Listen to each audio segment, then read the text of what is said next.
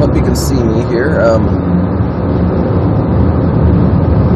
A few thoughts in regards to, one was the affidavit as a serious warning if somebody really made a mistake. I was talking to some people about should somebody get thrown in jail or whatever for something like this, and then we talked about it and they're like, oh yeah, and I was like, wow. I was like, wow, that's pretty stiff. And I was like, because I was bringing up a person that had been in jail for like a number of years, and the experiences this person had was quite treacherous, to say the very least. You know, so it was like, given all that, you know what they went through, are you still thinking that this punishment altogether is too severe? And they said that's two different stories. You know, the jail should be protected where you can serve time without being hurt like that. You know, there should be rules everywhere. People shouldn't be able to break the law in jail as well. You know, and hurting people is assault, and other things that they do is assault. You know, there's things that you would get thrown in jail for in jail, so if it doesn't extend your time in there, it's not really fair. It's a different story. But I figured, I couldn't think of like an answer. I was like, well, if it's against the law, I guess of course you're supposed to get nailed for it. But it really makes me mad, because you can think about like hundreds of cases of people saying that they've been like raped or something like that, and they don't even get thrown in jail. I used to study the subject because I had so many friends that told me all these stories, and I was like, oh my goodness, I can't believe this actually happens. And so I got a book on it, and it says like 1 out of 10 rapes get told on. They are the ones that actually get brought to the surface there, and only 1 out of 10 of those actually gets prosecuted. So basically, out of 100 rapes, only 1 person goes to jail. Okay, that's pretty bad.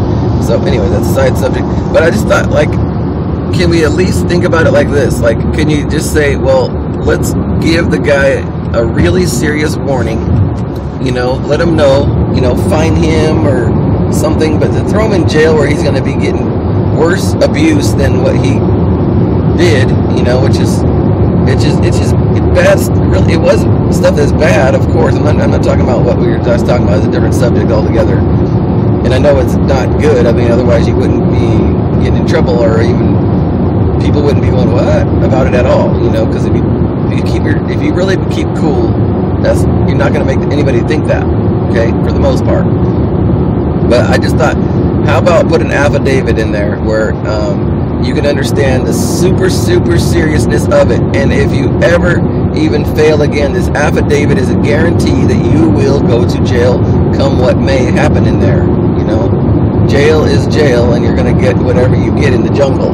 The jail is the jungle, locked behind closed doors. You can't come out into society until you have served your time. That's just the way it is. You know, like you can start being a little bit more brutal with your punishment after you definitely knew the person was bad. Okay, and of course, maybe having them be under close watch and all that stuff. You know, after the affidavit or whatever, just to let them know we're going to give you a chance, because we don't want to sit there and slam everybody with a bunch of extreme abuse and throwing them in jail and, you know, messing up your life so much.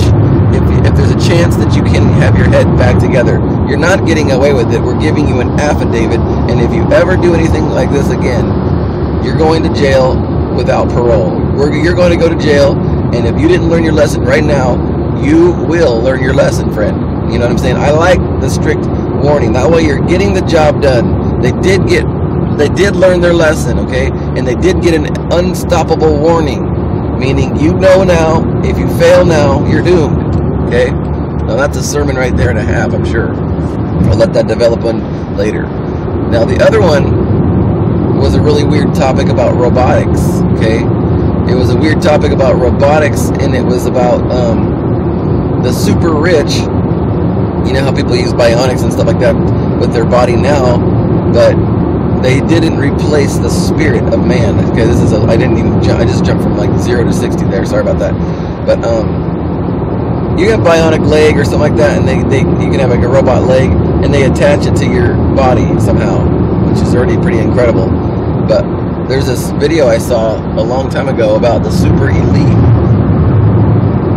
We're planning on turning them whole self into a robotic, because their whole body was going to be, after you're dead, by the time your body would be stopping working, they have a robotic type of body that looks like a person that can still continue on with the same brain, like they've done in like comic books and stuff from before, like old sci-fi comic books.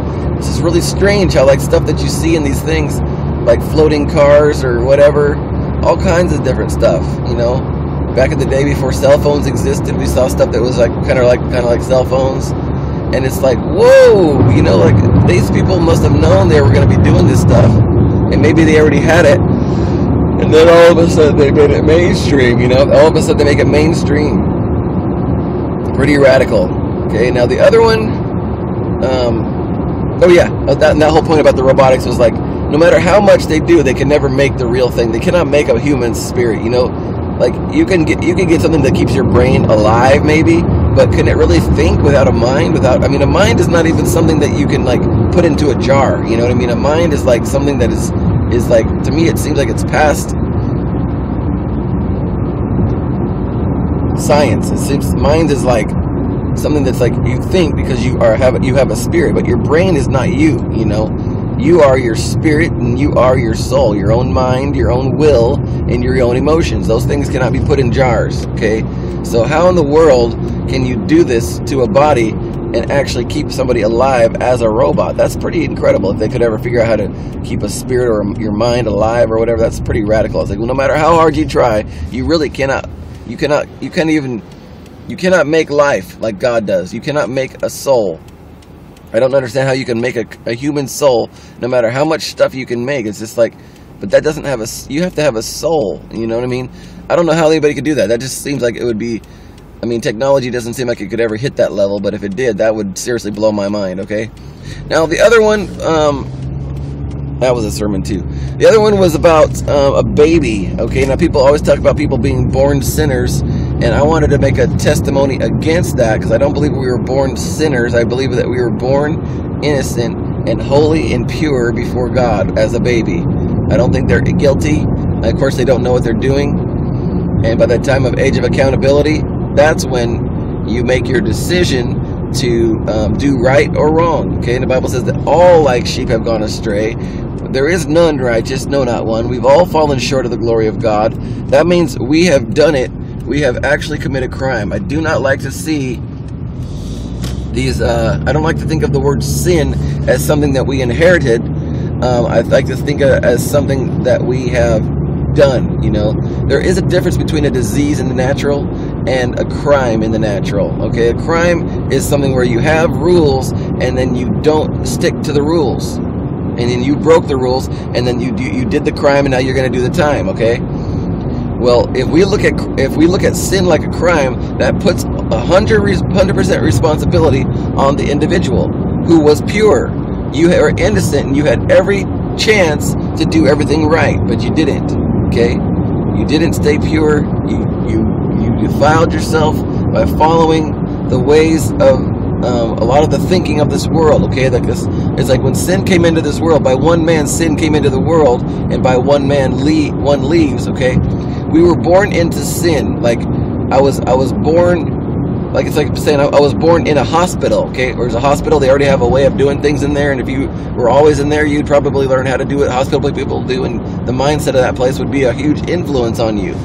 And that's what I think about sin. Being born into sin doesn't mean you were born a sinner. You weren't born a crime committer. It's like being born in the Bronx or born in Compton or something like that, where there's just so much sin. Of course, eventually, it's going to affect you. It's going to make you lose that natural holy purity that you were born with, that innocence that you were born with. I believe that God says to come as a child. Come back. Don't come to me like you're righteous. Don't try to be good enough. Don't try to be use your morality to say you're good enough. You're not good enough. Come as a child. You already were innocent before. Now go back to there and we're good. That's the kingdom of heaven. So to me, it's not only pure and innocent. It seems like in some sense it's like holy and set apart to God. God created people wonderfully and fearfully made them unto himself. So it makes all the sense in the world to me that would be a genuine statement. Okay, those were the 3 thoughts I almost lost last night. I lost several other ones because people kept interrupting me. I was at a restaurant trying to discuss it, and people kept coming over to ask me how things were and everything like this, and it would seriously break my deep concentration. Not a good place for deep thought, I guess. All right, thanks.